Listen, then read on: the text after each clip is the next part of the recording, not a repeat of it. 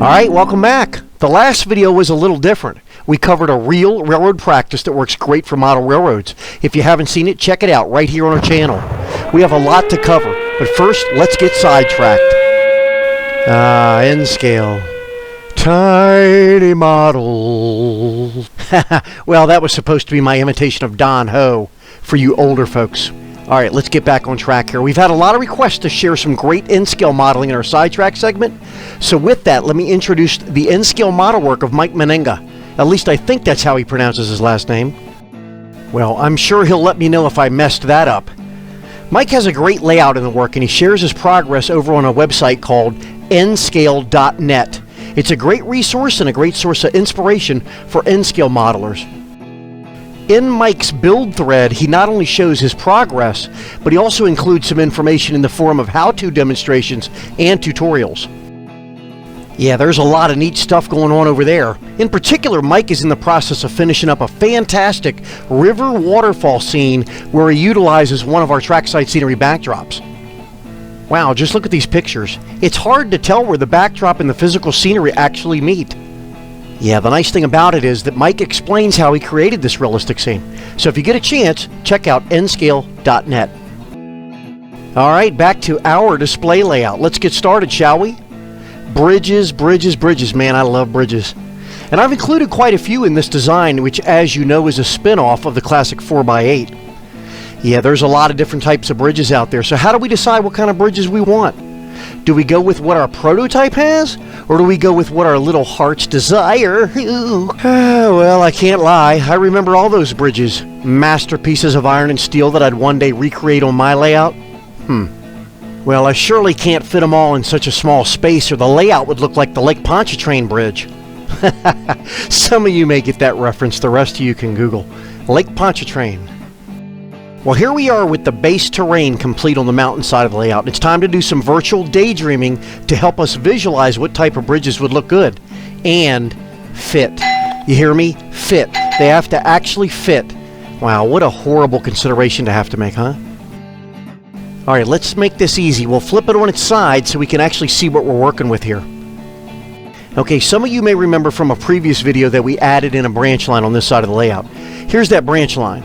As you can see, doing so added in a fourth bridge that needs to be addressed as well. Did I mention I like bridges? I know, it's a pretty big task, and here you can see the locations of those bridges. Nope, I have no doubt that having these bridges will add a great deal to the scenic interest on this side of the layout. Yikes, it's decision-making time. You know, the daydreaming part was easy. Actually having to decide what types of bridges was the hard part. Remember, I'm not modeling a prototype in terms of the railroad itself, but more of the scenic flavor or representation of the area. This made it hard for me because now I could build this thing like Mr. Potato Head. Another reference some may get, others may not. Mr. Potato Head. As you can see, I went through all the scenarios. Deck bridges, wooden trestles, truss bridges. I know what I like, but will it fit? I'll be honest, I really like that Central Valley through truss bridge. I've built them before, but in its full size, it just won't allow the clearance.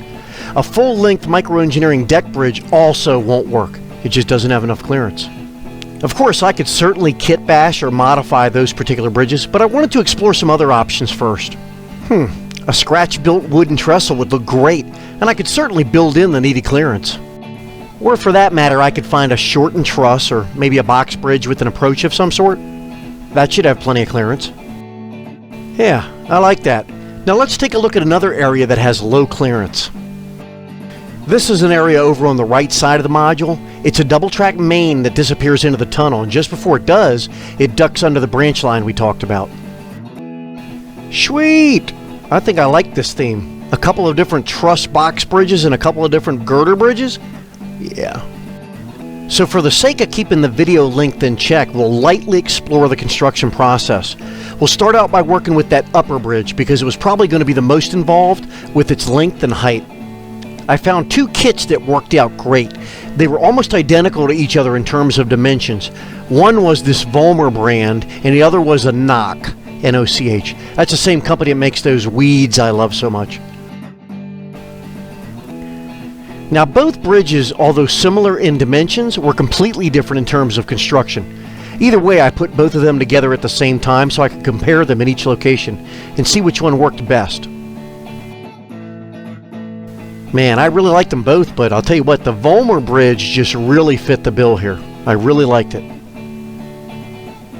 Of course, you know the hard part comes with creating the abutments and piers. Made to order. We're going to have to put an abutment in that area there. And then maybe something like that in this area here. That way we have enough clearance underneath. As you can see, that would probably work out great. See, that process was easy, wasn't it? Not. Well, anyway, here's the plan as I went into building all the bridges for this side of the layout. Now for the abutments and piers, we'll use a variety of woodland scenics, chooch, and scratch built. I usually don't start weathering track this early in the process, or at least I didn't think I did, until I realized that, wow, this thing's moving along very quickly. Now listen up, keep in mind that in this video we're going to breeze over the general concepts, but for a full tutorial on weathering track realistically, be sure to see our weathering track video right here on our YouTube channel. It goes into a lot of detail from start to finish. That's the basic supply list, and you can pause the video if you need to. Again, our video entitled Weathering Track goes into a lot of detail regarding this very process. There are a lot of varieties of chalk out there, but we're using simple and easy to find artist chalk. You can find this at your art supply or craft store. I think I got these at Michael's Crafts here in the USA. Now this is a process I've been using for years with a lot of success. There's a lot of commercially available products out there, but with something like paint pens, you're stuck with just that color. See, with chalks and acrylics, not only can you control and fine-tune the color, you also get that much-needed texture that you'll see on the real thing. Just remember, in this video, we're just breezing over the process. As you'll see in a minute, this process is not for the faint of heart. We are literally going to use colors that you never would think could or should be used on a model railroad. We're going to paint the track to look like a clown. Yep, you heard me right. We're going to make it up and then we're going to dumb it down. I know that rhymed, but again, we go into much more detail in our weathering track video right here on the channel. You know, the only reason I even added weathering to this particular video is because I couldn't just arrive in this video with weathered track. People would be like, you didn't have weathered track in the last video, now you got weathered track. Where'd you get weathered track? So I thought I'd better include just a little bit of the process as it applies to this layout. And here we see the human as he applies generous amounts of finely ground, brightly colored chalk powder to the rails of the track. That's my 1950s newsreel guy voice. Anyway, you don't have to be perfect here. I'm just painting the rails and I'm including a little bit of the tie plates. Once you paint the ties, you can then correct any sloppiness, and believe me, I do get sloppy. It's really simple, but look how bright that is. But don't worry, we're going to make it up and we're going to dumb it down. Really, I know it looks kooky, but this method really works. Like anything else, you have to spend some time with it and experiment. It's a multi-step process, but this is what it looks like with the rails painted. Oh, and there's some of the bridges. In case you haven't been paying attention, a couple of the clips in this segment are using O-scale track, and I don't know if you could tell. These clips are from the original weathering track video. I used O-scale at the time because it made it so much easier to show that on video. The process is the same for all scales though. Now I wonder who the guy is going to be that says, you could have given more detail about the materials you're using. Yeah, I said it like multiple times already. For more information, see the weathering track video right here on the channel. This particular video is actually supposed to be just a layout update, more than anything else.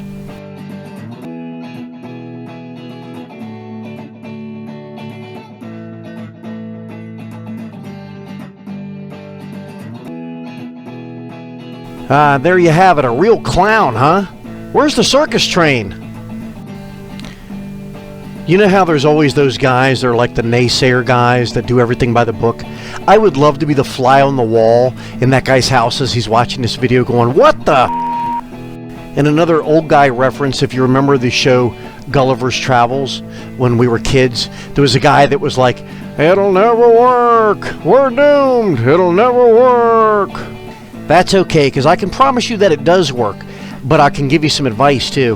This, of course, is for the guys that have a significant other. Don't do this in your living room, because this stuff can get messy if it gets into the carpet. Sure, paint pens don't make a mess unless you drop them on the floor, but no matter what, they don't give the real-life texture that this method does. In this video, you're obviously not going to get the full effect and see the bigger picture, simply because we're not applying ballast just yet. Remember, this video is a layout update and not a how-to, so to speak. Bingo! And this brings us to the most frequently asked question about this method. Yes, it all gets sealed in place during the ballast phase. Your ballast adhesive will hold everything in place. Not only does your ballast adhesive hold everything in place, it also changes the color and tone. Let's take a look. The track in the distance here has not been dusted with the black chalk dust. This one has. Now look at that very same piece of track as it appears with ballast that has been applied with adhesive. Yep, no joke, that's that very same piece of track. For future reference, the adhesive I use is simply a wet white glue mixture with a little alcohol and a drop of dish soap. Again, you can't get the full effect and bigger picture without the ballast, but I hope this was enough to inspire you to try this inexpensive and rather fun method of weathering track. Again, the full how-to video is right here on our YouTube channel.